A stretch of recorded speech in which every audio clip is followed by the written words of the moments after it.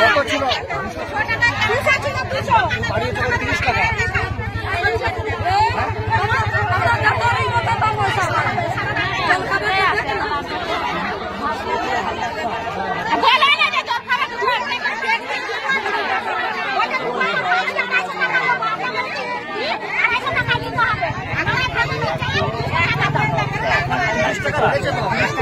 বললাম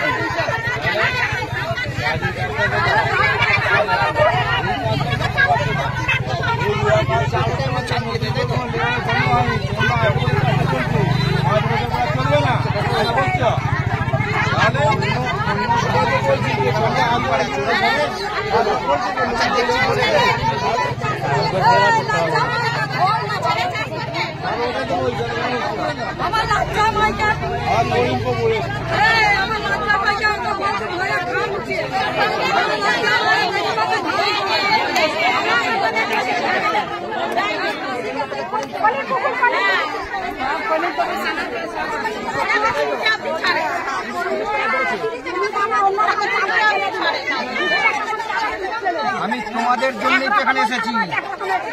শোনো না,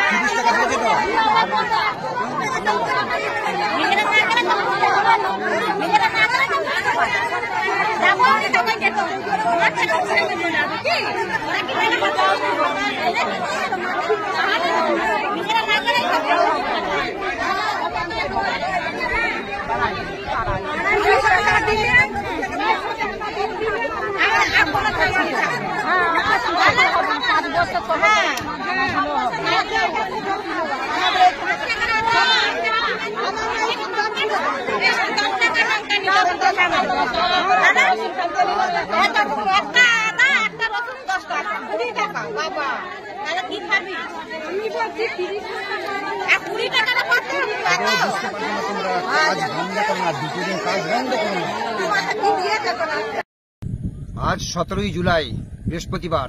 আপনারা দেখতে পাচ্ছেন পুরো মাঠ ফাঁকা।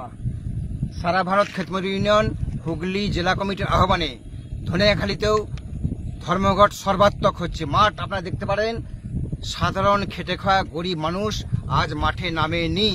আমাদের আবেদনে সাড়া দিয়ে তাদের দাবি, দেখুন সরকার নির্ধারিত, এটা পশ্চিমবঙ্গ সরকারের 1 জুলাইয়ের সার্কুলার। এই সার্কুলারে সরকার বলছে গরিব খেটে খাওয়া মানুষ, আনস্কিল্ড লেবার, তাদের ন্যূনতম মজুরি, বলছে ন্যূনতম মজুরি সরকার নির্ধারিত 307 টাকা যদি খোরাকি দেয়, আর খোরাকি না দিলে 330 টাকা। তো দাবি তো এটাই দাবি যে গরিব খেটে খাওয়া মানুষ, তাদের ঘামের দাম দিতে হবে, এটা আমাদের দাবি। আজকে ধর্মঘট থেকে আমরা এটাও দাবি করেছি যে কৃষককে তার ফসলের ন্যায্য মূল্য দিতে হবে। কেন দিদি আলু বাইরে যেতে দিল না? পশ্চিমবঙ্গের মুখ্যমন্ত্রী তো করেছেন এটা। কেন নরেন্দ্র মোদী প্রতি বছর কৃষকের যে সারের দাম বাড়িয়ে দিচ্ছেন? এইভাবে তো চাষিকে শেষ করা হচ্ছে। আজকে তৃণমূল বিজেপি একযোগে বলছে আমরা নাকি উস্কানি দিচ্ছে, বেশ করেছি উস্কানি দিচ্ছি, আমরা উস্কানি দিচ্ছি। গরিব মানুষ তাদের ঘামের দাম কেন পাবে না?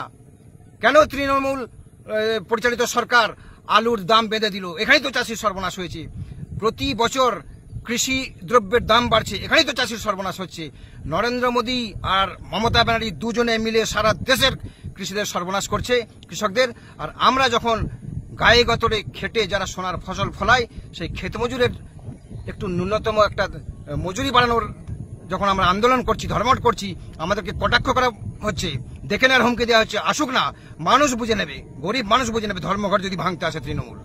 আমি শেখ জসিমউদ্দিন, সারা ভারত ক্ষেতমজুর ইউনিয়ন ধনিয়াখালী ব্লক কমিটির সম্পাদক।